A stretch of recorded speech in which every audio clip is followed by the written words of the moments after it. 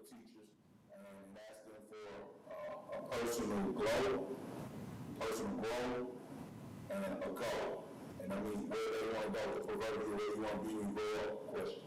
Because it is a part of my responsibility to help them become who they want to be in their career. And so we're going to have some teachers who want to ascend to high school and want to ascend to administration, things of that nature. It's my responsibility and our staff to help them get there. So that means we need people in the district, parents, students, teachers, administrators saying, you know what, I want to move up. I want to be a George.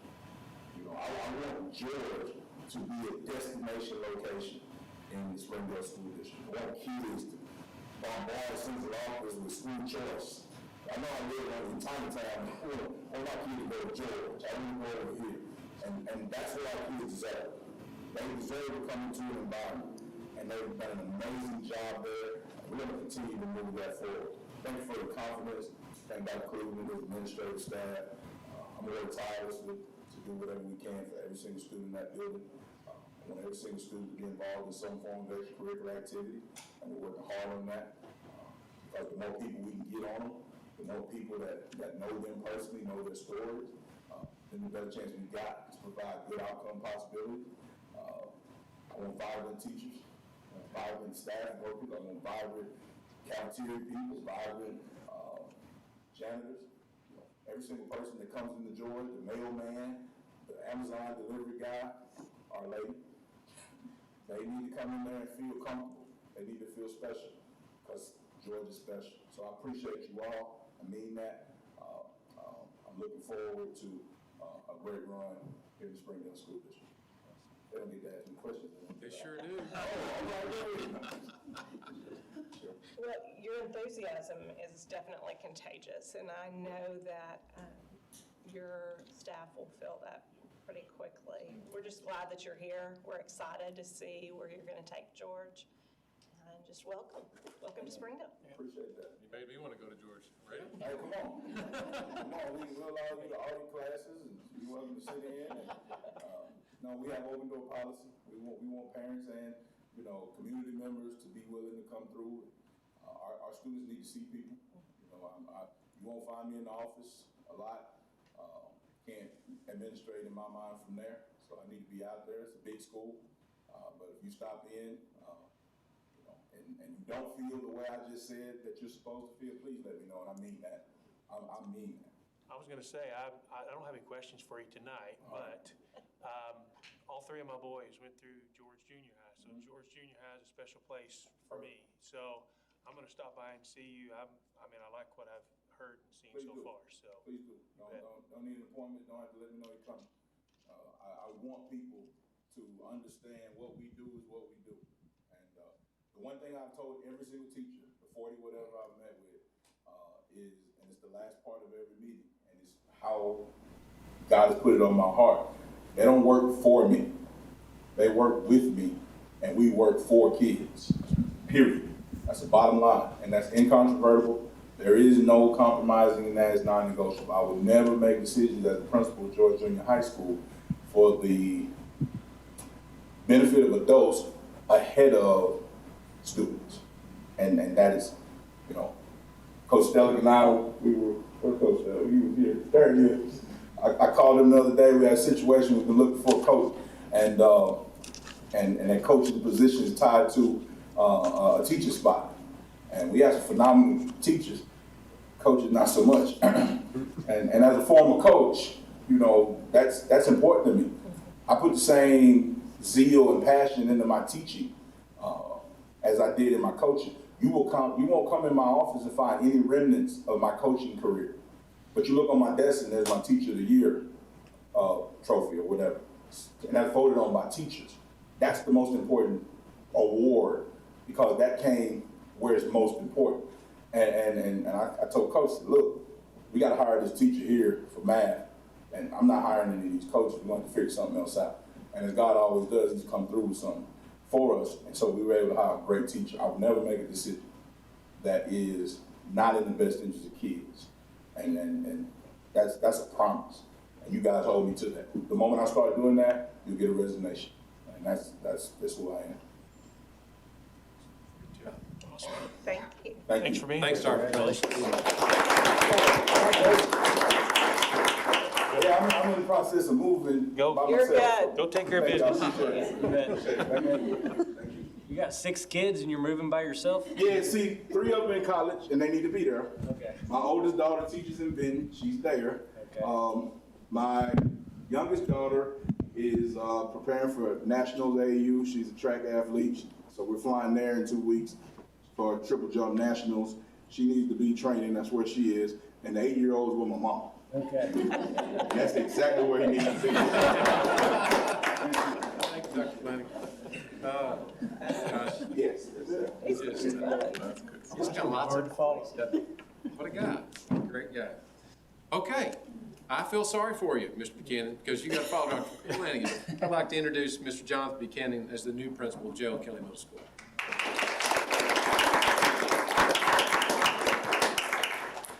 Thank you, Dr. Cleveland, and I just want to let you guys know how excited I am to be in this role.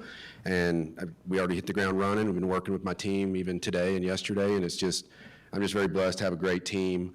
You know, the vision I have for the school is just to be a very inclusive environment, just like Dr. Flanagan was talking about. I can echo a lot of the same sentiments as far as very welcoming, very inviting, a whole child approach to education, and this is right in my wheelhouse. I'm kind of back in middle school where I spent a lot of time as administrator on the east side of Springdale working with our students, and it's a very, you know, it's a passion of mine to work with these students. And like I said, the staff itself has been very welcoming right off the bat. And I couldn't be happier, couldn't be more pleased to be able to continue in this role, in this leadership role at the place that I love, which is Springdale. And I really do love working here, so. We're excited you're there. Good to have you.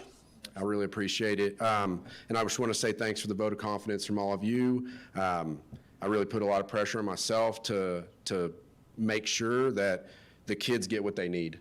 And that's what I'm all about. Whatever the kid needs, that's what we want to be there and really try to personalize the education. J.O. Kelly has got a history of excellence. Mrs. Ford was an outstanding principal and really brought that school along, and it was a really big part of her.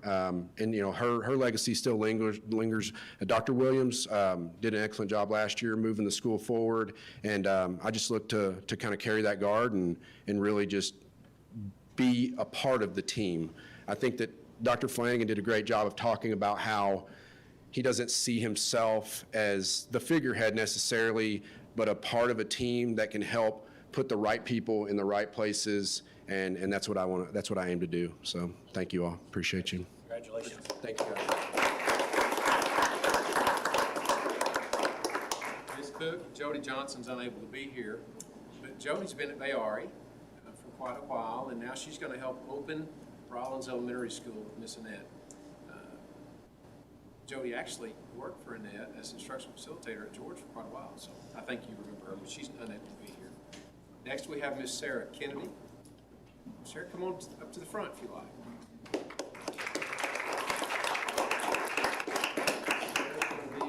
New assistant principal at Young, so just Yes. Hello, good evening. You know, I thought I was just going to stand and wave from the back. And so I do just want to say thank you so much for this opportunity. I've been in Springdale since 2005. I've been at Monitor Elementary. I have 3 kids, all Springdale kids. And so I'm just really excited just to continue the tradition of excellence at Young. And I've just been so welcomed by families and students and teachers and Miss Norwood. So I'm just very excited for this opportunity. So thank you. We're excited to have you. Thanks. thank you very much. Thanks.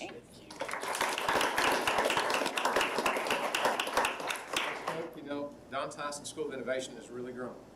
We have, last year we had as many as 3,400 students due to the pandemic, some others. And so now it's down in the 2,000 range, but it's warranted another assistant principal position. I'd like to introduce to you Miss Chelsea Perry, assistant principal at Don Tyson School of Innovation.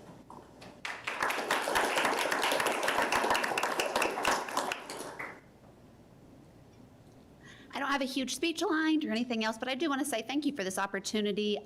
Dr. Cleveland, thank you for believing in me and giving me this opportunity, but school board, thank you for supporting this and everything else. I look forward to continuing the vision that's been set forth at Don Tyson. You know, I've been a part of it for the last 3 years, and just being able to be now a part and have Kelly Bortz be behind me and know that she supports me, it means the world, and I'm just excited to get going. I've got 2 kids, one's at Shaw Elementary, and the other one will be, in a couple of years, hopefully we'll be out of daycare and we'll be done with daycare, and I'll get another one into Shaw Elementary also. But I just love Springdale School District. It's a huge place for me and everything else, and I appreciate this opportunity you guys have given us. Congratulations. Thank you, Chelsea.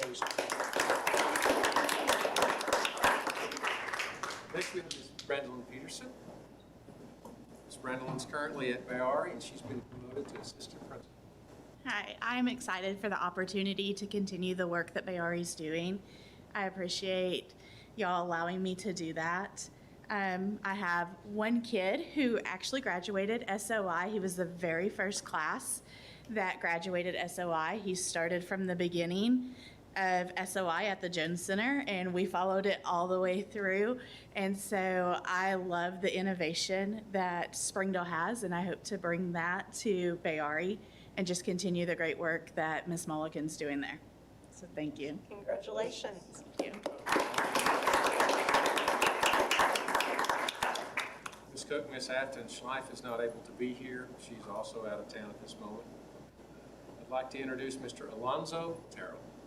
Mr. Alonzo Terrell, would you come forward? He's our new assistant principal at Southwest Junior High. He was just named.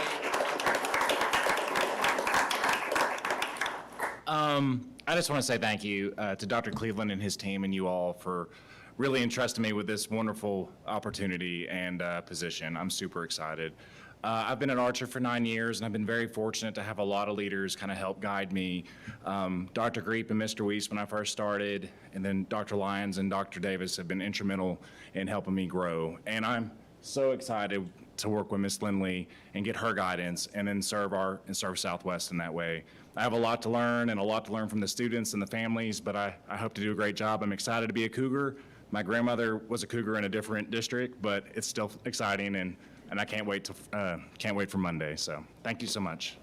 Congratulations. Ms.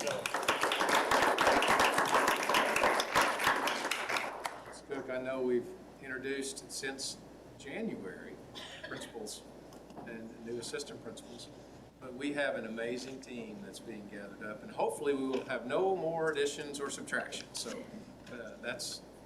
hopefully we're done. But we've done a really, really nice job. Thank you so much for the support that you've provided all of us. Next item is a personnel report. I've submitted to you a couple spreadsheets, one is classified and one is certified. I know you like to know where our new positions are open. And ones that are filled, we've, I guess, interviewed, and I've interviewed personally over 70 plus. We've had some internal movements within the district, but we're at 108 new hires to the district. So that's a little bit lower than what we've normally had. We didn't have, I know the question's been asked out there before, has the pandemic caused additional retirements and resignations? And as of this point, we can affirmatively say no. We've actually had more resignations and retirements the previous 2 years than we have right now. Doesn't mean that it won't continue to happen, but as of right now, we have fewer. So it looks like we've weathered that storm and we're going to be able to continue. So that's the personnel report I have for you. Unless there are any questions, I'll be honored to move to the next one. Okay. Next, mission and vision of Springdale. Our teaching staff and community patrons have really worked hard to develop in concert with you a mission and vision. And I gotta tell you, it's really, really difficult to readjust your thinking and your mindset about who are we and why are we here and what are we doing. And it's hard to boil it down. We could write paragraphs, if not chapters, on who we are and what are we doing here and what is our mission and vision.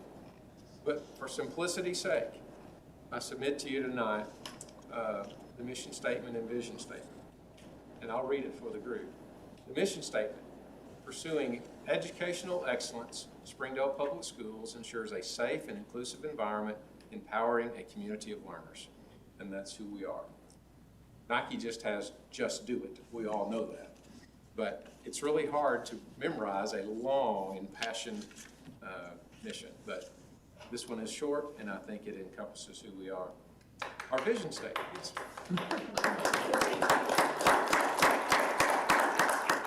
You know, words matter, and words mean a lot of different things and how they translate. We've had a lot of conversation about words and how each one in placement matters. And there's always a little bit of a how something reads to you or something reads to me and how you interpret things. But the vision statement is this, and the vision statement is more like a headline in a newspaper, and it makes you want to know what's going on inside. The Springdale Public Schools provides personalized, innovative, and culturally diverse learning opportunities to launch each student into a successful life pursuit. And we believe that every child at the end of their career in a Springdale school will be prepared, and you could also use prepared as far as launch goes, but they're ready for life, whether it's the world of work, whether it's secondary education or beyond, or the military, or whatever pursuit they choose. And so our staff and our community members and you have developed these two mission and vision statements, and we'd just like for you to consider those. And if you want to approve those tonight, we'd love for that. I'd ask you to do that. If not, we can even amend them some more, because technically at the end of the day, they're yours, and we want to make sure you're very pleased. Board? I love them. I think they're great. Thank you, Mr. Emerson. Sure. I'll make a motion to approve the mission and vision statements for Springdale Public Schools as presented. I have a motion by Mr. Emerson, a second by Mr. Bell to approve the mission and vision statement as presented. All those in favor? Aye. Opposed? Thank you so much, Ms. Good. Great job. Thanks for all your work.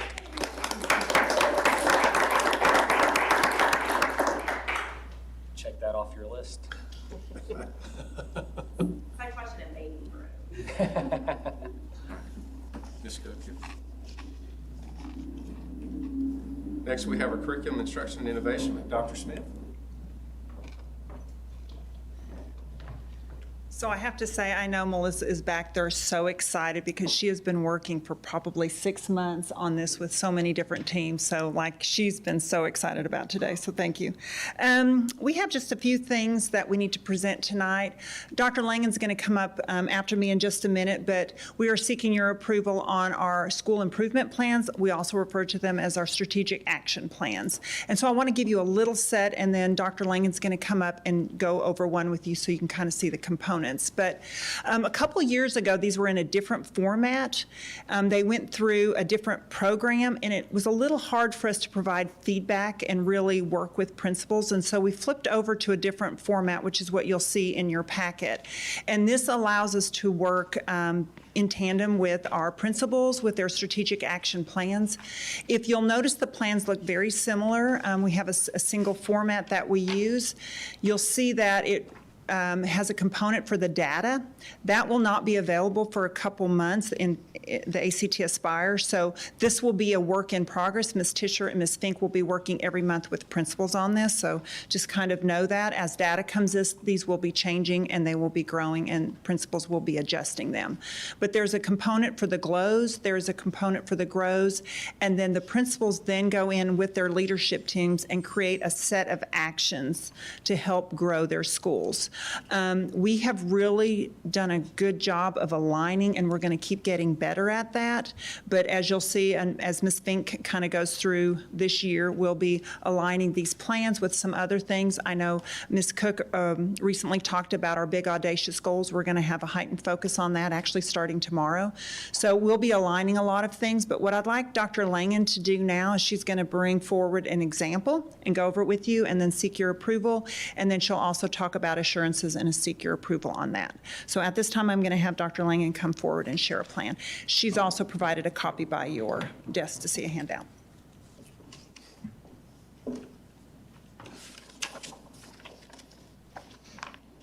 Good evening, Board. Dr. Cleveland. So in front of you, you should have a copy of T.G. Smith's strategic plan. And what you'll see is when we go to write a school improvement plan, we review our data. And our data reveals to us where we can grow, and our glows. So our glows are going to tell us where we are excelling at our school, because that's important to draw attention to what we're doing right. And our grows are telling us where we have where we have room for improvement. So at Smith, one of our glows is our kindergarten and our fifth grade students. Over 50% of the students met the fall and winter growth on the 2021 MAP assessments in math and reading. And one of our grow areas is the percentage of students meeting fall and winter growth on the math MAP assessment decreased by 28% from first and second grade for the same cohort of students. That's important because that's going to tell us where we can focus our resources. So it's really important to identify these areas. Further on in the strategic improvement plan, you can see the district goals, which help us keep our school improvement plan in line with our district vision. We move on to the strategic plan, which is a step-by-step plan to achieve school improvement. Through the column headings, you can see our current reality, the SMART goal, the action, the people who are responsible, and what we're going to use for our mid-year review. On the SMART goal, SMART stands for S, specific, M, measurable, A, achievable, R, relevant, and T, timely. Our goals have to be attainable. Our actions need to be written to achieve the goal. So if we look at the first row, for instance, according to our winter MAP data, 42% of our students met their winter growth goal in reading, and 42% met their growth goal in math. So the SMART goal written for this was that reading and math MAP growth will increase by 10% in spring of 2022. In order to attain this, Smith's action was to increase the effectiveness of the PLCs by providing additional professional development. That is one very specific example of one of their strategic improvements plans. And as you can see, that TG Smith has an extensive school improvement plan with much more examples. Do you have any questions on these school improvement plans? And if you don't, we are seeking board approval for the school improvement plans. Make a motion to approve the school improvement plans. I have a motion by Mrs. Creek, a second by Mr. Emerson to approve the school improvement plans for our schools. All those in favor? Aye. Opposed? Motion passes. Thank you. It's a lot of work, and we appreciate it. Thank you. I really like how you have presented it, though. This format, the first ones I ever saw, these just overwhelmed me, and I was really scared. And I think this is a very good format. I like it. Thank you. Thank you. We changed that, like Dr. Smith said, this year to make it, with the Google form, much easier for us to review them in-house and. Well, and to go back for us to, we can go back and look when we're given data to see where you're at with it. Good. I like it.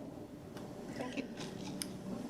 The next thing that I'm seeking board approval on tonight is the federal assurances. This is done every year at this time, and you should also have a copy of this in your packet. The federal programs assurances are for local education agency use in requesting district funds for covered programs under the Elementary and Secondary Education Act. To assure the LEA's eligibility for funds, the superintendent must provide an original signature attesting to compliance with all assurances applicable to each program for which the plan is submitted. Once approved, each section of assurances will be initialed by Dr. Cleveland for funding to be allocated. What this does is it seeks board approval, or seeks approval for Dr. Cleveland's signature saying that we will allocate the fundings and use federal fundings as according to the federal guidances. So at this time, if you have no questions, I am seeking board approval of the federal assurances. It won't be you, board, that goes to jail, it'll be me, so it's pretty easy. It's pretty And this is easy. something we do every year. Yes, ma'am, it does. And I'm kidding about going to jail. Just for the record. I'll make a motion to accept the federal assurances as submitted. I'll second. I have a motion by Mr. Hutchinson, a second by Mr. Bell to accept the federal assurances as presented. All those in favor? Aye. Opposed? Motion passes. Thank you. Thank you. We'll get those completed and return to the Department of Education. I believe Ms. Tischer? Oh, sorry, Ms. Van Kent, Ms. Tischer. Well, we're here tonight to give you an update on our summer school.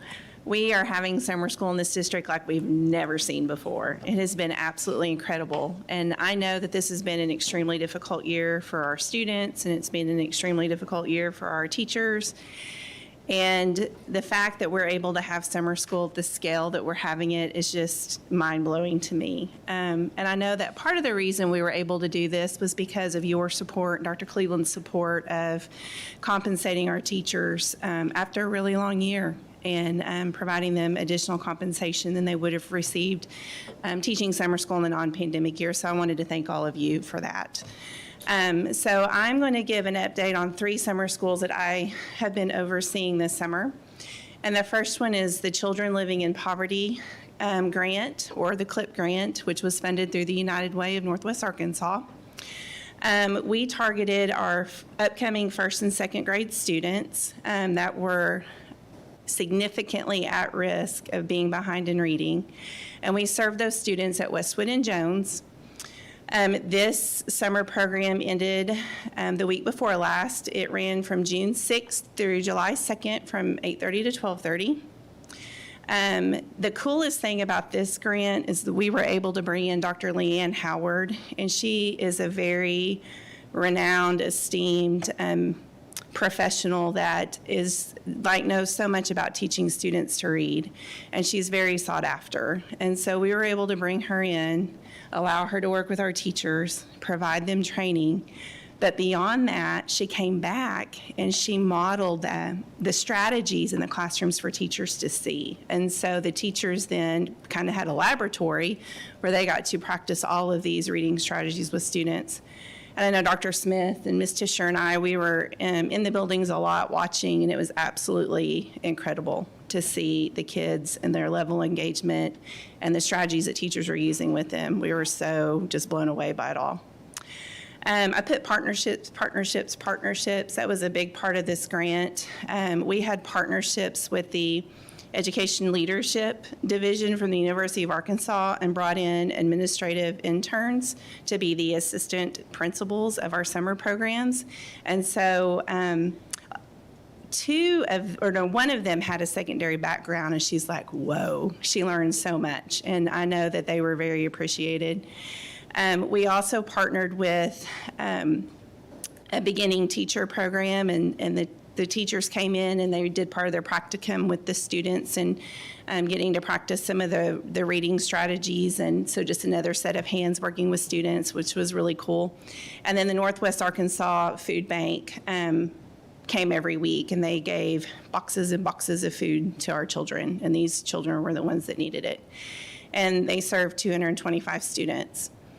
The CLIP grant, I just have to give a shout out to Becca Voss.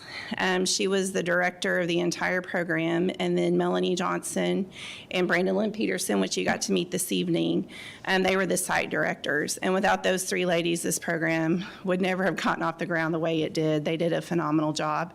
And Becca put together a little video I wanted to show you, just kind of highlighting some of the things that happened during the CLIP grant summer school program.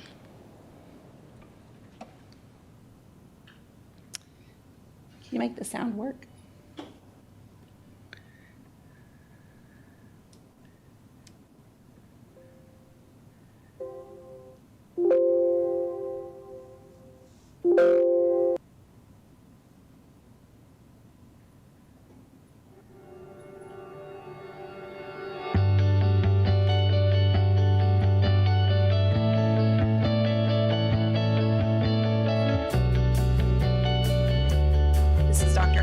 modeling in a classroom with students while teachers watched.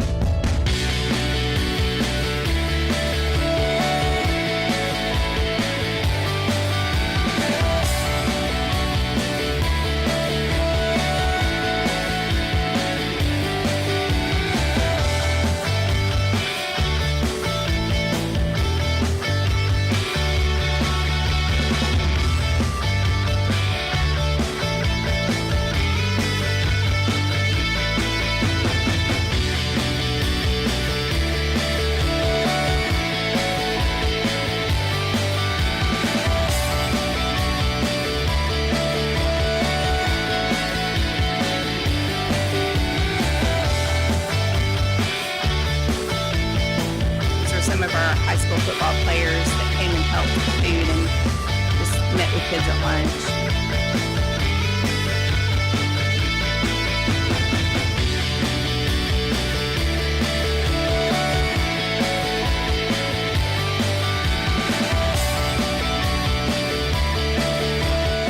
Say Dalmatian, but we're not gonna say Dal. Nation. Big number, Dal.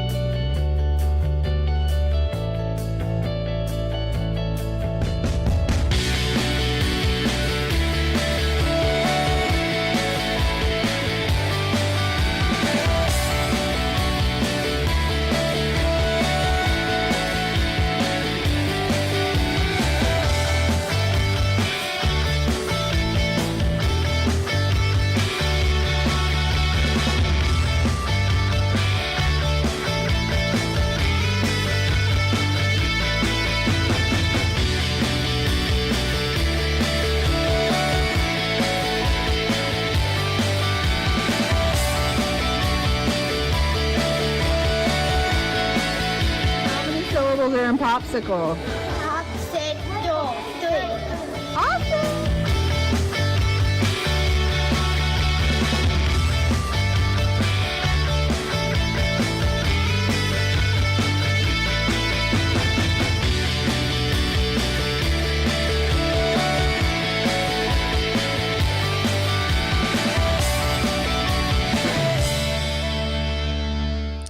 So those take-home kits that you see the children taking home, they have assignments to be working on in July. And even though they're not meeting face-to-face during on campus, the teachers will be calling or Zooming in with the students, checking in on them to make sure that they're completing their homework. And there was some parent training that went with it. Next, I wanted to give you an update on middle school summer school program. It just wrapped up the week before last as well. We had it on 2 campuses, Sonora Middle School and Hellstern Middle School. It ran June 6th through July 1st, Monday through Thursday from 10 a.m. to 2 p.m. You're like, why 10 a.m.? Well, we knew they're like my kids, they sleep in, and we thought it would be more of an incentive if they could get on the bus a little later, and so they came from 10 to 2 and ate lunch at school. The summer program was reading, arts, and science focused. We had partnerships with the Northwest Arkansas Food Bank and the Creative Community Center for Arts Integration. And so the Creative Community Center came in the last week of the summer program, and they brought in Trikes Theater, so the students got to engage in some readers theater. They brought in some local artists to lead students through different art activities, and I got to go over and witness it, and the kids were very engaged. They also provided, and I'll show a picture of it in a minute, each child took home a backpack, and it was loaded with really great stuff, books, food, you name it, it was in there. Art kits, they had art kits that they got to take home. Our students at middle school attended field trips. They went to the Amazium and to War Eagle Cavern. And total for our middle school program, we served 139 students. And I want to give a big shout out to Sylvia Hernandez. She was my middle school summer director, and she did a phenomenal job. And there's just some pictures. You can see the backpack and all the things the students got to take home with them.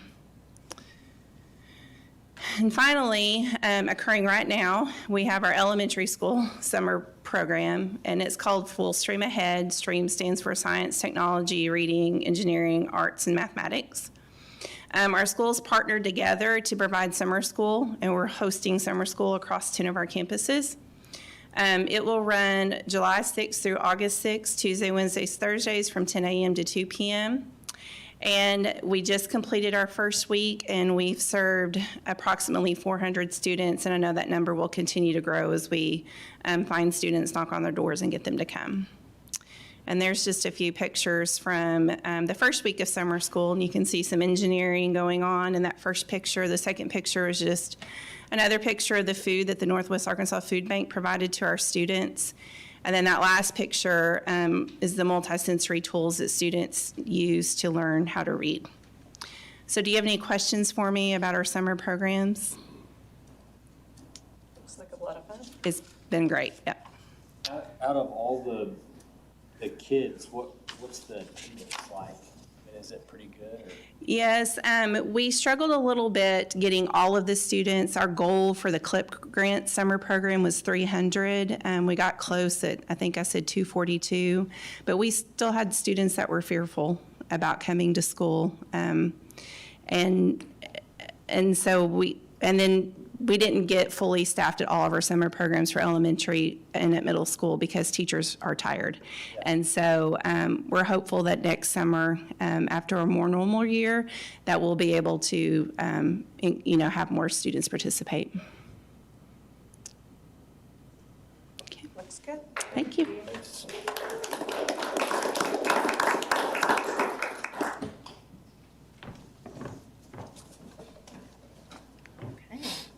Good evening. I am here to give an update on secondary summer school. Just a couple things that I want to point out as reminders. This summer was so unique in the way that we were able to run summer school, just to be able to take an approach where we can sort of plan and attack learning loss that has occurred over the last 18 months, and we just had a really unique opportunity. One of the things that I also want to point out, and I know Jeremy's here, a huge thank you to Jeremy and his whole team, maintenance, custodial, food service, bus drivers, literally everyone in his department really stepped up. I don't know if you heard Melissa say that right now we're using 10 locations. We were using other locations for elementary and middle school, and we've also used Central Junior High, Springdale High, and DTSOI. And so it's a tremendous undertaking to prepare the district for school in August. It literally takes every single day. And Jeremy and his whole team have just bent over backwards to accommodate kids. And it's just such a blessing to be in a place where we don't just say it's about our kids, but literally where every single person, no matter what your role is, steps up and truly shows that it really is about our kids. So we can't thank your team enough. So thank you. So junior high summer school was held at Central Junior High. 182 students were served. And keep in mind, those are a blend of 8th and 9th graders. Some of 8th graders were there for learning loss, but not necessarily earning credits. Other 8th graders were earning credits. But of those 182 students served, 296 credits were recovered. We had 25 teachers plus 3 lead teachers. And I just want to give a huge shout out to those coordinator lead teachers. They were Robert Fitzgerald, Elise Tucson, and Vale Black. And Dr. Todd Lofton was obviously the principal there, but he kind of said to them, hey, you're a rock star team. Put on the most enriching, best, amazing summer program you could ever imagine. For kids from all across the district, and they did just that. So each day, students had not only core classes, but they also had a socio-emotional learning component, art, PE, and music. And I know Ms. Fink talked about partnerships. just take a look at the list of partnerships that helped us with junior high summer school. We had Lake Fayetteville, Crystal Bridges, the Momentary, the Hunt Family Nature Center, Arkansas Game and Fish, Washington County Environmental Affairs Office, the Arkansas Extension Agency, the U of A Office of Diversity, Northwest Technical Institute, and Northwest Community College. And if that's not a blessing right there, I just don't know what is. These kids had an amazing experience. How long were they there each day? They were there depending. Some kids were there in the morning from 8:30 to 12:30. Other kids came in at 12:30 and stayed till 3:30 or sometimes 4, depending on the enrichment that they were receiving. Yep, some of them stayed all day, some came in the morning, and some just came in the afternoon. Okay, here are a few pictures from our junior high summer school. A couple of groups there for you. Here are a few more. There you see Dr. Rollins there. They all went and visited Dr. Rollins at NTI, and they got a tour, and they got to visit and see all the different program options available to them there. They also went to Northwest Arkansas Community College, the Springdale location. They also went to the University of Arkansas and had a college tour there as well. Barnes & Noble set up a trip for them on the way back from the University of Arkansas, where they all got to work in groups and choose novels that they got to read for class projects during summer school. And so every student got a book that went in addition to other supplies that they received through the program.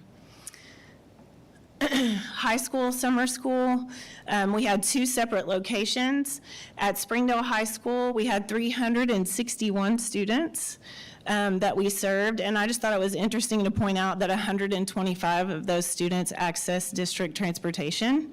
So that, again, is a huge shout out to our transportation department, Kevin Conkin and his team. I mean, you just think about those 125 kids having that opportunity to come and recoup that learning is huge. 616 credits recovered. That is huge. I just cannot say that enough. 616 credits. And those were students from all 4 of our high schools. Don Tyson School of Innovation also held a summer school, and just to re-explain a little bit about their summer school, they offer choice summer school there, so students who need to fit in a class to meet their program of study can do online course credits through DTSOI in the summer. For example, if a student takes AP Human Geography and they still need to take that civics and econ component, they may choose to do civics or econ or both in the summer through choice and take that course as a first-time class to allow them to be able to fit the other selections into their regular school day. So they had 310 choice students that completed 317 online course credits. Also, they had 126 VIA students who recovered 241 course credits, and they had 15 teachers there. I got a question. Yes. That's well over 1,000 credit hours right there, not counting the junior high credit hours. How does that compare with what we've done in the past? Have you looked at? So shockingly, we had a much bigger turnout this summer than we have in the past, especially with high school. Junior high, we get them there. I mean, I say we get them there. We, in partnership with their families, get them there a little bit easier than high school kids. I think a lot of high school kids want to work in the summer.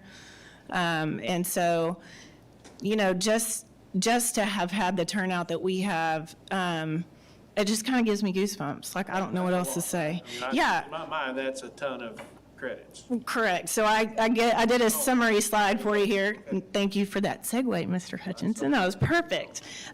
So just to have a picture here, 1,153 credits were recovered, plus the 317 first-time or choice credits.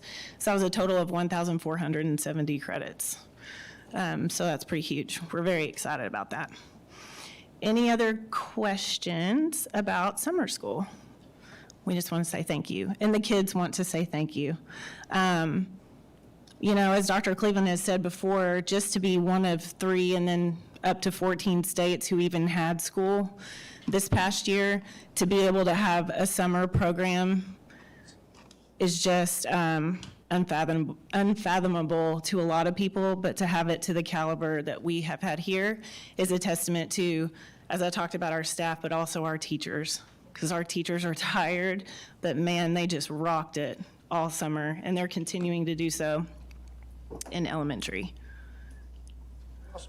Okay, so as promised, we will just segue into a Clifton Strengths highlights section. And so you'll notice at your seat, you have a little frame with your strengths in front of you. And we ask that you leave your frame here for each board meeting. So this year throughout, at each board meeting, I'll do a little bit of a highlight about strengths. It'll be about your strengths as the board or the leadership team or all of us combined, just to continue to learn more about one another. So for this month, our highlights are the WOO and the Achiever, and I will tell you why. The WOO and the Achiever strengths were the two most common strengths of you as a board. So 5 of you had the WOO strength, so if you're a WOO, raise your hand. Okay, and then I know, was it Mr. Ownby? I guess both of them. Yeah. Okay. And then 4 of you have Achiever. So which of you are Achievers? Okay. And someone was both WOO and Achiever. Okay. So Mr. Ownby. Achiever. Yeah. He was both. So just a quick little recap for WOO first, since 5 of you are WOO. WOO means winning others over. That's kind of what it stands for. It's in the leadership domain of influence, which means if you have a strength in the domain of influence, you are outstanding at gaining momentum. And so for WOO, that means you love the challenge of meeting new people and winning them over. You derive satisfaction from breaking the ice and making a connection with someone. A yuck for you, something that does not feel good to a WOO, would be no human interaction for long stretches and having a stagnant social network, or a ho-hum audience reception when you were sure people would be engaged. Those make you feel yucky. A yay for you is meeting new people, and you find that incredibly energizing to meet new people. For someone who, if you're working with someone who is a WOO and you're not, some things that you can keep in mind are help people who have WOO to meet new people every day. Those of you who are WOOs put strangers at ease and help people feel comfortable with the organization. If you need to extend your own network, reach out to people with WOO talents. They will help you broaden your own connections and get what you want. And then finally, understand that people with WOO value having a wide network of friends. If they are quick to meet and greet and then move on, don't take that personally. And so remember, we talked about balcony is when you're living in your strength, and basement is maybe when you're kind of in the shadow of your strength. And so a balcony for a WOO is you're extroverted, people-oriented, love to network, quickly build connections. If you're in your basement, people might perceive you, maybe think that you don't get to know people deeply, or that you may flee a friendship quickly. And in this book, it talks about how people with WOO say, it's not about having friends, it's about connections. And so those of you who are WOO deeply seek connections. Okay, now on to Achiever. Achiever is in the executing domain. That means you are outstanding at getting things done. And so if you're an achiever, you work hard and possess a great deal of stamina, and you take immense satisfaction in being busy and productive. A yuck for an achiever is a lack of hard work or diligence around you, or when there's no finish line in sight because it's too far away or it keeps getting moved. A yay is completing lots of to-dos, tasks, projects, or milestones, checking items off the list. You worked hard and got them finished. And so if you work with an achiever, but you are not of that mindset, it says, establish a relationship with achievers by working alongside them.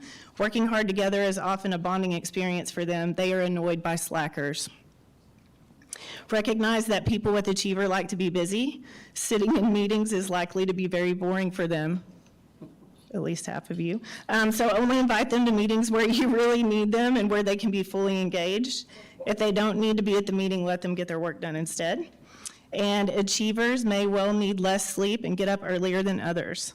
Look to them when these conditions are required on the job. Also, ask them questions such as, how late did you have to work to get this done? Or when did you come in this morning? They'll appreciate that kind of attention. And so in your balcony for an achiever, you work tirelessly, you're committed, responsible, have great work ethic, keep things moving forward. When you're in your shadow or your basement, people might perceive you to be overly competitive, finding identity only through achievement, never satisfied, too concentrated on work, or not having the ability to say no.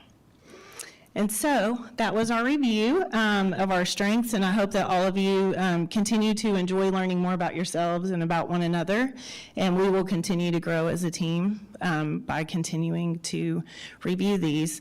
Next month, we will highlight those of you who have unique strengths to the board. So there are 2 of you on the board that have a unique strength, meaning you're the only one on the board who possess that strength. One of you is Mr. Emerson, and the other is Mr. Omby. And so that will be next month. Any questions for me?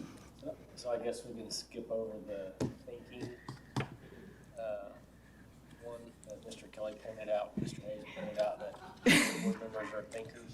The thinking one? Skip that one. Yeah, we'll skip that one. Did the administrative team do similar to what the board did? We did. We all did the same activities, and I have a distribution sheet that I will get to you where you can see everyone's. And then I'll pull ours into the fold too during some of the monthly reviews that we do. We all also have these frames in our Friday meetings. We're going to have a standing item where we do similar activities. So, all right. Yes. Thank you, everyone. Thank you.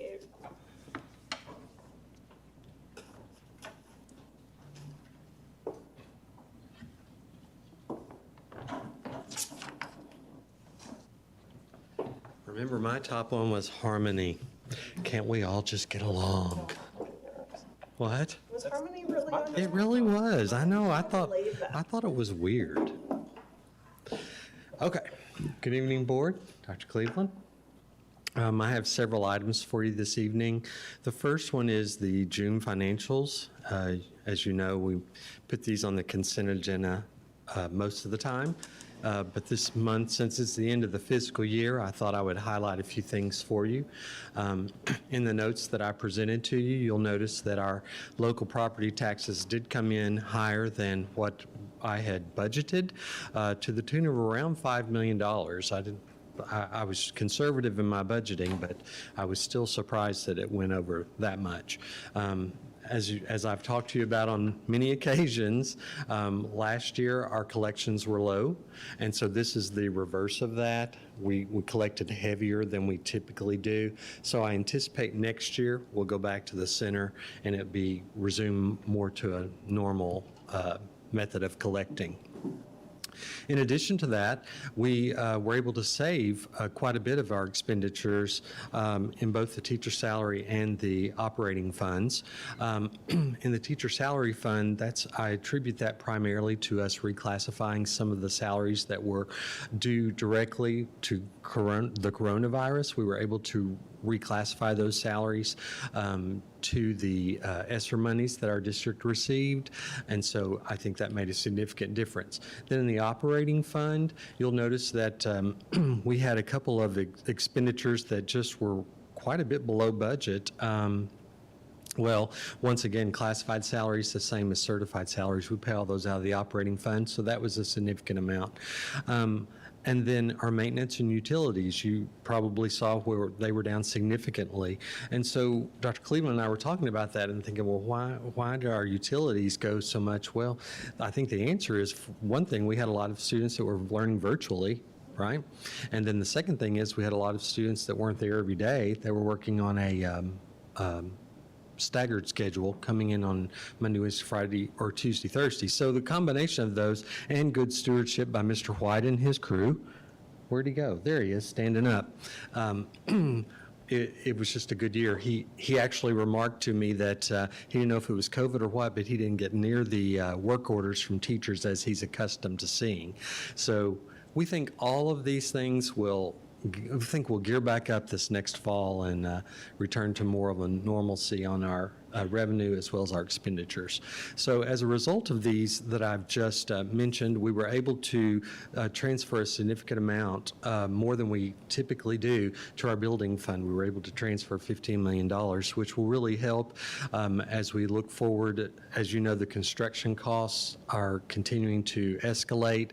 We have several major projects on the horizon, and so it's good to have those funds over there available if indeed we need them. So if you have any questions about the June financials, we are still paying bills, even though we have closed the year. If a bill comes in with a June date, we go ahead and put it back into the prior year. So our balance will decline somewhat, but it won't be significant. So I'll be happy to answer any questions you may have.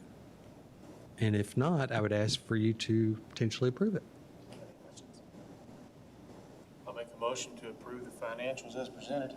Second. I have a motion by Mr. Hutchinson, a second by Mrs. Creek to approve the June financials as presented. All those in favor? Aye. Opposed? Motion passes.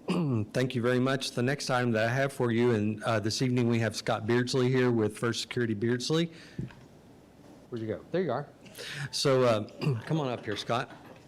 So, as you're aware, the patrons approved for us to refund our existing debt and issue new debt for a couple of reasons. The primary reason, or one of the first reasons, is because interest rates are low, and so we could realize interest savings.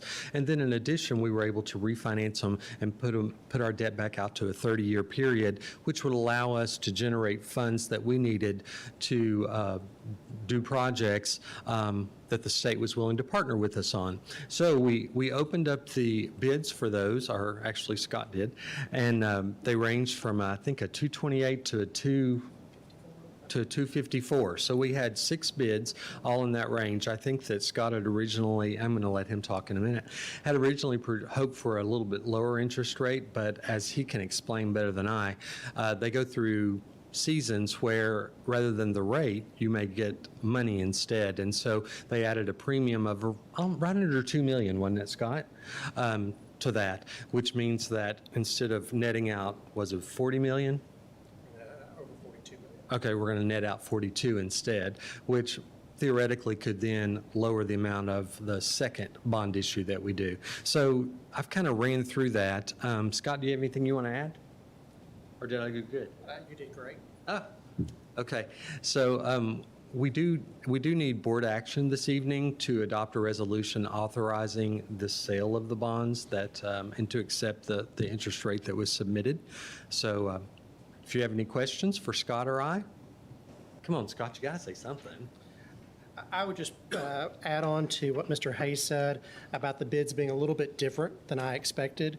When we started the process, we were hoping to get between 2 and 2.5% interest on the bonds. And as we got closer to bid date, I was hoping we'd be at 2.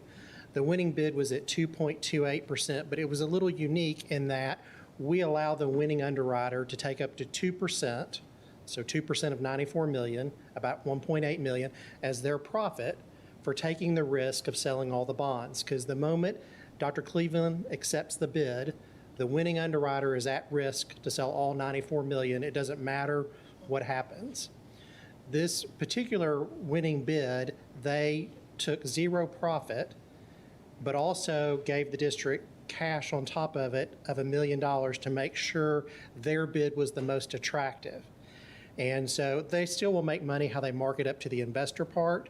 And we take all that into consideration in calculating what is the best bid. But my target was for the first series to net out 40 million, and the district will net out $42,973,000. And so the district can use that additional money towards constructing projects, or if when we sell the next series, you want to reduce the size of it, it will make your overall payment lower. So a little bit different, but kind of interesting, and had to work through the math of that. But it's a great bid, and we had 5 other bidders, in the same range as well. So the next step sort of in the process is the board passed the motion, and then at the end of the month, 3 of your bond issues will be paid off, and the net amount of $42.9 million will be wired to the school district. In your packets are some reminders that you have to spend the money the way that you told the taxpayers, which is constructing new facilities. You can't use it for operations or utilities or other non-capital assets. And you basically have to spend the money within 3 years. So Mr. Hayes is watching that closely to make sure that, the projects get underway and then we get the funds committed. Reimbursement resolution. You passed a reimbursement resolution earlier, so you're going to pay yourself back for some of the expenses that you've incurred from when you decided to go forward and when we close at the end of the month. We'll do this again probably about January or February and close in early '22. And you may ask, well, why don't we do it all now? Interest rates are supposed to be going up. Wouldn't we rather lock it in? And the reason we've split them into 2 parts is to comply with some IRS and accounting rules. The district has built a lot of new facilities over the last 20 plus years, and you've borrowed money to do that. And since we're restructuring those loans, we calculate every time you borrow money, the average life that's left on the loan. Just like you wouldn't borrow money for a computer for 20 years, at some point you can't keep extending your loan. So we needed to blend the $50 million of new construction money in with the other bond issue that's being paid off. And that bond issue can't be called until '22. So breaking it into 2 parts was to make sure that we're in compliance with all the IRS regulations. So we'll kind of do this very similar thing, probably February, March of '22. So hopefully rates will stay down low, but by the time we can go out for bids again. Are the people that bid on these, are they like big institutional So the winning bid in your case was R.W.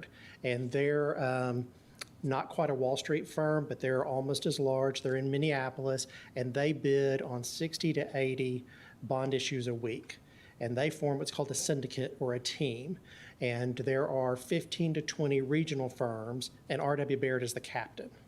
And so all 20 of them say, Baird, you go bid for us, and then they get a 1/20th of the $94 million when they win. So Baird's exposure is lower, and each of the regional firms, is able to get $2 or $3 million worth of Springdale bonds to sell to their clients. And didn't you say Stevens is one of them? So when we're the FA, we're not allowed to bid, and Stevens usually is in the syndicate. When Stevens is the FA, then we join the Baird syndicate so that we get some of the bonds. The other bidders, second place was a Wall Street firm, Morgan Stanley. Third place was a Wall Street firm, JP Morgan. Fourth place was an East Coast firm, Mesereau. Next was a national firm, Bank of America, which is combined with Merrill Lynch. And last place was Wells Fargo, which is a national bank. So, you had national attention looking at the bond issue, and we felt like we had good coverage. Sounds like it. And just as a point of comparison, our average interest rate on our existing debt that we're refunding is about 3.6. Oh, wow. Yeah. Good savings. So do you need 1 motion or 2 motions? One motion, which is the bottom of page 1, and it's to adopt the resolution authorizing the issuance and delivery of the $94,600,000 Springdale School District Number 50 of Washington County, Arkansas, refunding and construction bonds, Series A, dated July 1st, 2021, and other documents pertaining thereto as prepared by the Friday, Eldridge & Clark Law Firm. Just what he said. I'm going to make a motion to adopt the resolution authorizing the issuance and delivery of the $94,600,000 Springdale School District Number 50 of Washington County, Arkansas, refunding and construction bonds, Series A, dated July 1st, 2021, and other documents pertaining thereto, as prepared by the Friday, Eldridge & Clark Law Firm. She did a great job. Good job, Ms. Creek. Second. That's a heck of a motion. There is a motion by Mrs. Creek to adopt the resolution. There is a second by Mr. Emerson. All those in favor? Aye. Opposed? Motion passes. Thank you, very good. I will have one thing for your consideration next week related to this that I did not get up to Mr. Hayes in advance. The district has a continuing disclosure policy manual, which is a mouthful to say that you'll spend the money correctly, that Mr. Hayes is the responsible party for anybody that wants financial information on the school district. And if there are certain material events that occur, like you're put in physical distress by the state, that you will post that or designate me to post it on your behalf on EMMA, which is the Electronic Municipal Market Access webpage. Since the last time you've issued a bond issue, the EMMA has added 2 additional material events. They're not really applicable to Arkansas school districts because you're not really allowed to do them, but it has to do with if you went out and incurred a bunch of bank debt that wasn't publicly, the public wasn't aware of it, you would still have to disclose it.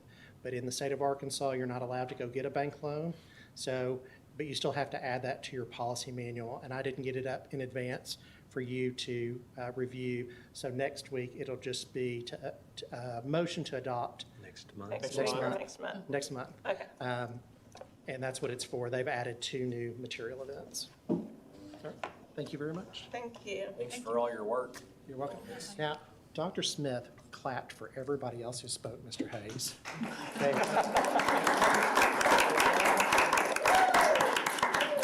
Good job. Thank you.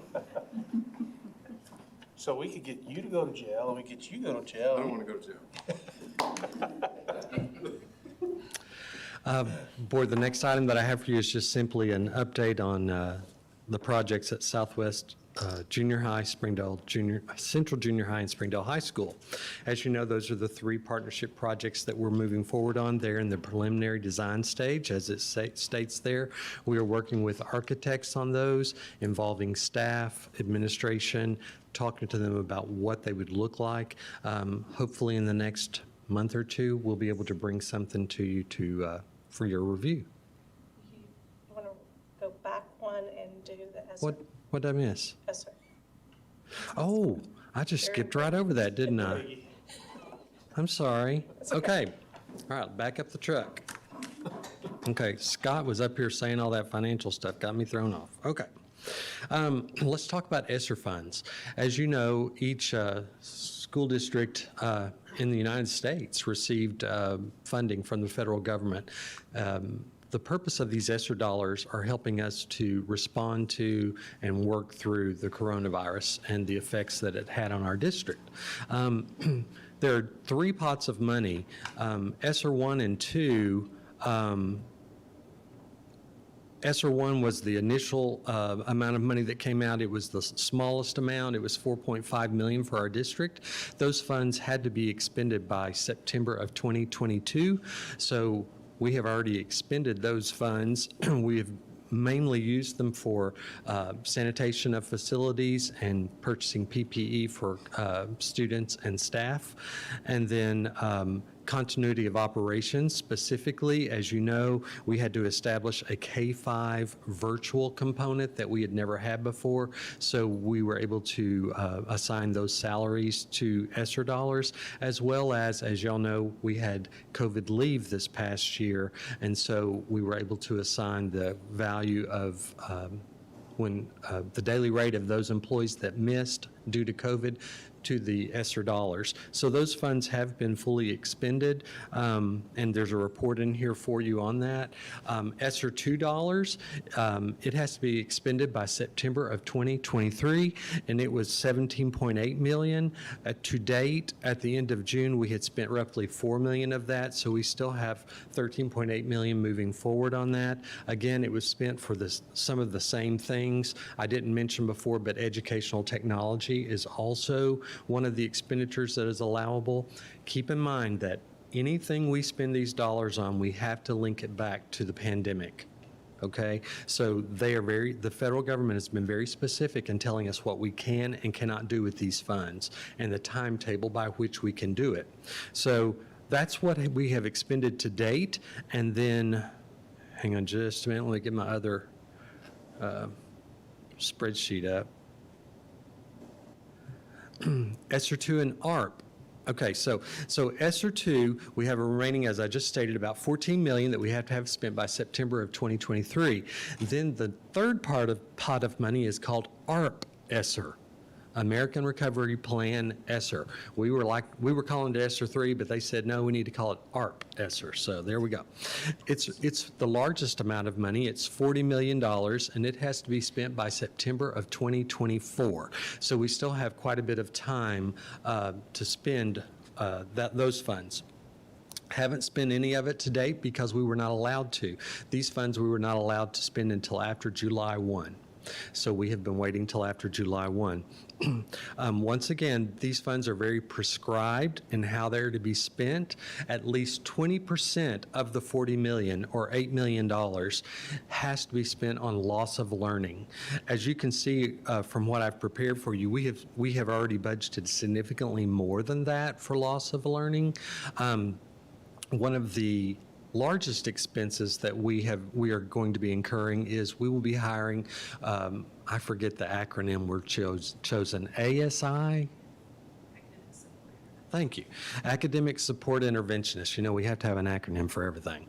So, and that is to put one or more interventionists, certified teachers at each location to work with those students that are at risk of are behind due to the pandemic. So we will be able to fund those positions for 3 years because the funds we have until September of 24. So we have the 21-22, the 22-23, and the 23-24 school years in order to do this. So we're really excited about that making a difference for our children. Educational technology, again, that is a huge component that in the event that we did have to do some remote learning again at some point, then that we need to have students be able to participate virtually. And so devices for those students is very important. In addition, we can also use these funds to improve air quality. So we will be doing things like putting HEPA filters on our school buses, as well as improving or replacing doors and windows to improve air quality in the classrooms. The ARP funds are a little different in that we have to put this, how we're going to spend ARP funds on our website, and we have to update it every 6 months. And so today, I can't tell you exactly how we're going to spend every dollar of the $40 million. It will be determined by what's in front of us. And so this evening, though, I would appreciate board approval of this preliminary plan of how we're going to be spending or have already expended partially our ESSER dollars. I know I ran through that quickly. I'll be happy to answer any questions that you may have. What happens if we don't spend all that money, or Right. will we spend it all? Well, all of these funds are on a reimbursement basis. And so in order for us to receive these funds, we have to spend the money first. So in the event that we don't spend it all, we just would not receive it. Gotcha. But we're not real big on giving money back, so we wanted to spend it on our kiddos. Yeah.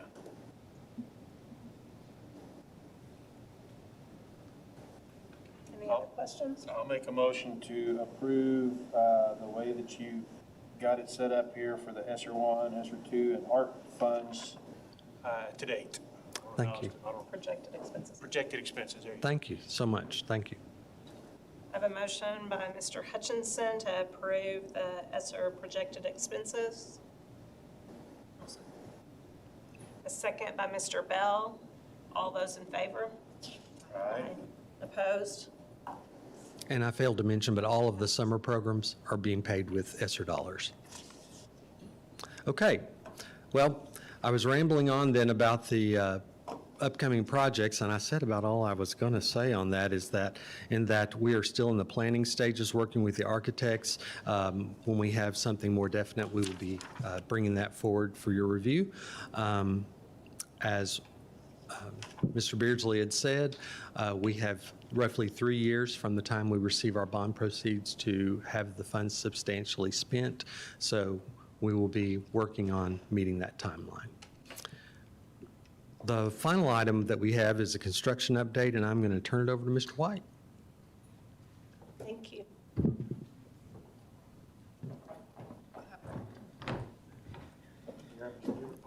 Yeah. So, Rollins Elementary's looking a lot better. We've actually got grass and trees and shrubs going in out in the front.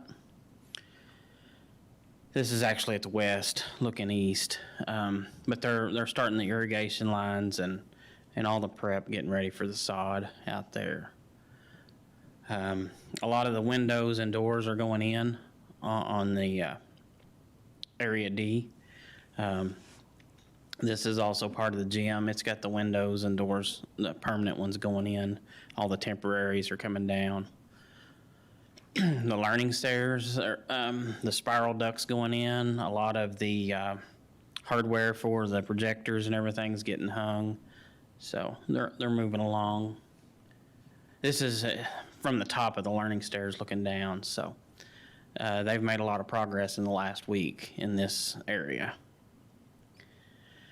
And this is upstairs in A. A lot of the paint's in.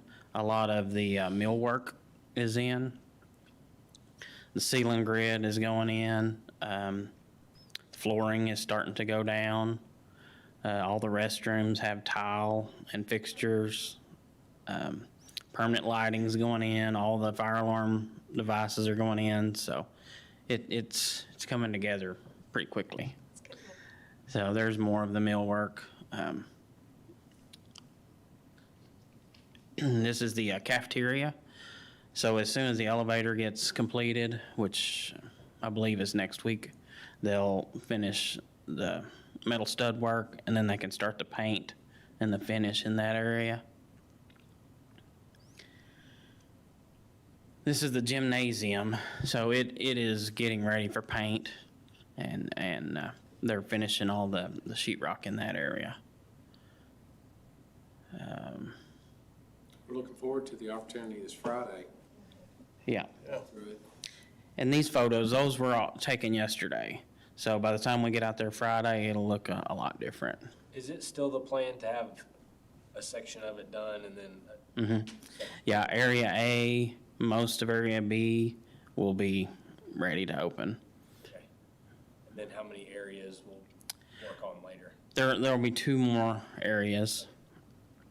And a lot of the equipment that we thought was going to be late has actually showed up early. So we've lucked out on several things. You think it'll be all up and running by the semester, or will it be earlier? Yeah. Blanco's guaranteed us no later than October. Oh. Yeah. The whole thing? The whole thing. Okay. Yeah, they're making a lot of progress in the last few weeks. And how much of the cafeteria or stuff has gotten in? How much of the cafeteria? Like the cafeteria equipment? All of the vent hoods have been put in and tested. The equipment all of it's scheduled to be here except for the combi oven, which is not a big deal. I've talked to Gina. So it's not a big deal to wait a couple weeks for it. We want to stick with the same brand. We could have changed the brands, but they work a lot different. So Gina opted to wait. Part of it too is the Department of Health comes in and tests. And so there's a timeline and a little bit of a gap. So even if it all were to be in, we're kind of at the mercy of when they test and what they find and recommendations. Yep. Is there anything else at Rollins? Okay. Set up to where like Annette can, is she out there? Or? No, she's working from HAR-BER remotely. It won't be long till she'll be able to be in there. We're actually meeting with the city of Tawnytown tomorrow. We're going to do a walkthrough and, make sure they're all good on giving us a temporary CFO, which they've already agreed they are. But they're wanting to look at it. Their police and fire are going to tour it tomorrow so they can get their plans in place before school starts. So We've invited the mayor and the chief of police to walk through with us on Friday too. Just, if you don't know them, it'd be good. We're going to have an SRO from the Tawnytown Department too that we're working with Springdale PD to have a joint resolution. That'll be later, but it's good to have those connections. Yep. You said the police chief's going to be there, the fire chief Yes, too, sir. or just? Well, we've invited all of them. Okay. But I'm not sure who all will attend, but I know the mayor's been invited. The police chief was in my office and we invited them as well. And Jeff Taylor from Springdale PD was invited as well. Yep. They've also got the paving in the back done. So the treehouse pantry, we've got the roof replaced. A lot of the trim is done on it up high. They've started all the painting. They're painting all the doors, door frames, and everything on the inside. And then they'll be painting all the sheetrock and the wood. And once that's done, we'll start the polishing the floors and then trimming out. The HVAC, actually, it's a lot more done now than it was in this picture. So it's on schedule. The electrical's going in, permanent power. So there's a lot of work going on over there, but we're gonna get it done here pretty quick. Are we gonna have, is where we're gonna have a bunch of freezers and refrigerators, things like that? We've got 2 reach-in freezers and 2 reach-in coolers already purchased. As soon as we get the C of O, we'll move those in. I know there's a grant for a walk-in cooler later. And then I think there's also a grant for a drive-in freezer. If it goes through, that'll be future add-ons. It's a great resource for our kids and families. Great Yeah. So it'll be phased. You know, once those grants go through, we'll just add on those parts. But the power and the preliminary work's already put in place. And that's all I have, unless you guys have more questions. Looks good.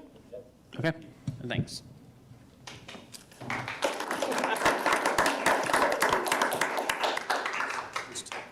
Is in Little Rock, the state, so she would be here. Okay, now is the time for patron comments. If you would like to come up and talk to us, we cannot act on anything. Please say your name and your address for the record, please.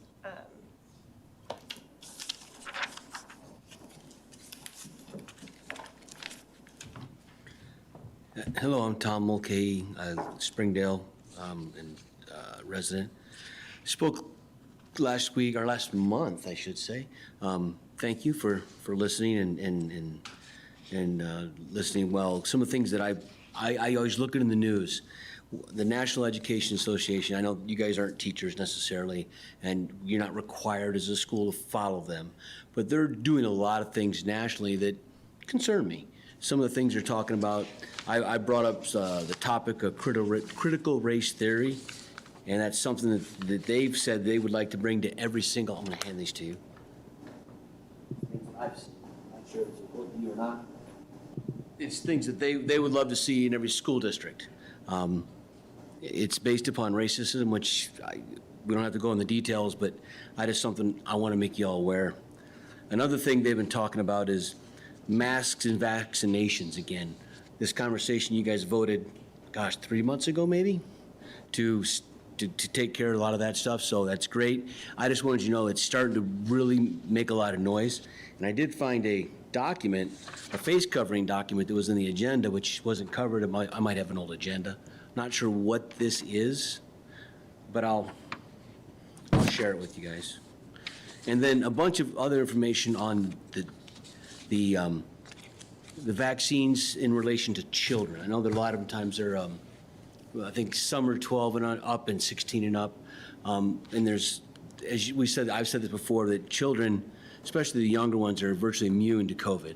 And vaccine, there's a lot of reactions to them. And even the Pfizer, there's an article here about Pfizer, 86% of the children who got Pfizer had an adverse reaction. And so just the concern about, you know, people have choices, parents make choices, but forcing is really something that's hard to swallow in America. So I just wanted to share this with you. And this top page is that face mask. So it's great to be around, or hear you guys work. I like the fact that I was sharing with Dr. Cleveland earlier that I had children I grew up in Ohio, had children in school in Kansas, Arkansas, and Jersey, and lived in California as well. The public schools in Arkansas, my experience is up and down the corridor right here in Northwest Arkansas, are great. Fantastic schools. So you guys and everyone back here does a good job and out there, so thank you. I think the comment we made was normal people doing the right thing. So I appreciate that. Thank you. Thank you.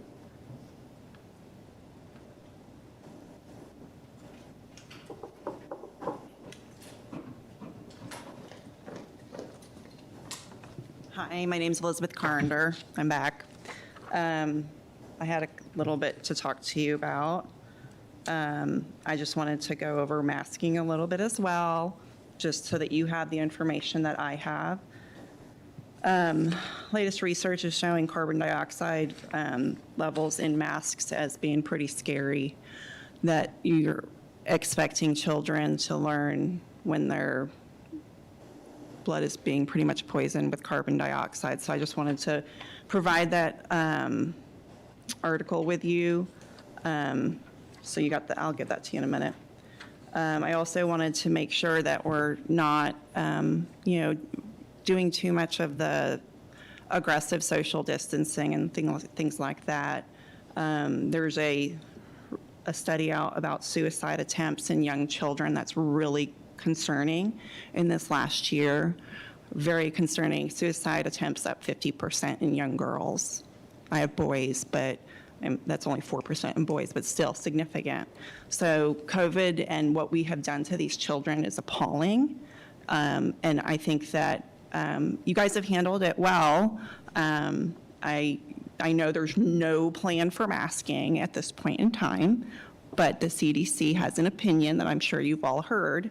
And so my concern is that there will be trickle down from that. So I just want you to have this information before, and so that you make an informed decision. I know you're informing yourselves as well, I assume. So there's that. And then I also wanted to talk to you about the Delta variant. Great Britain has more information on this because they saw it first. There's a Public Health England that has a technical briefing that shows that the death from the Delta variant is at 0.1% case fatality rate. So we need to take that into account when we make decisions. It's about the same amount as the flu, and we've never told kids to mask up and not come back to school for 2 weeks with the flu. So, I just want you to have this information. The other thing is for the school year, vaccines have been available for quite some time. If people want a vaccine, they've had the opportunity to get it. It's free pretty much everywhere you can find it. So I know that the community at large has done a really good job of educating people about where to get vaccines and how to get there, and they're even bringing them to communities. So I think that requiring vaccines, it's not going to happen. If people wanted the vaccine, they would have gotten it by now, honestly. And I don't know if you know, but I am a veterinarian, so vaccines, I want to educate you a little bit. You don't need me to be vaccinated for you to be protected if you have the vaccine. I don't need to be vaccinated. You need to take care of your health, and if you want to be vaccinated, then that protects you.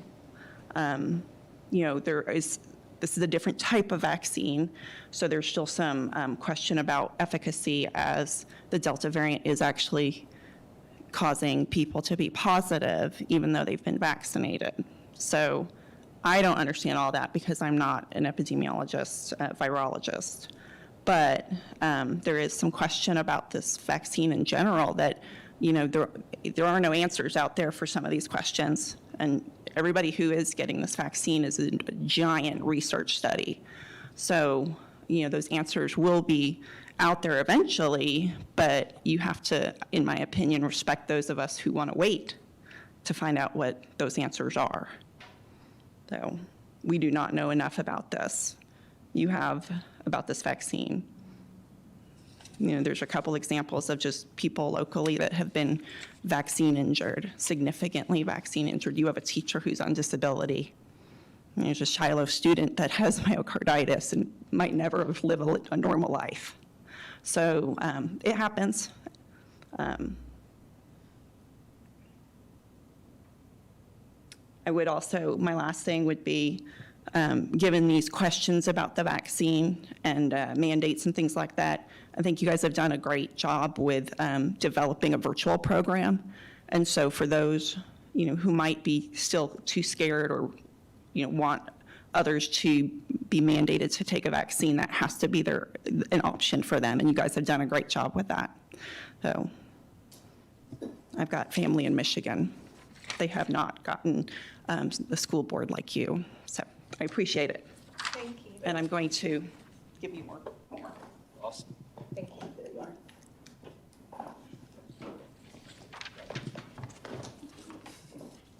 Have anybody else? If not, meeting adjourned. Y'all have a great evening and a great July. Next one, we'll have school. Next one, we'll be in school.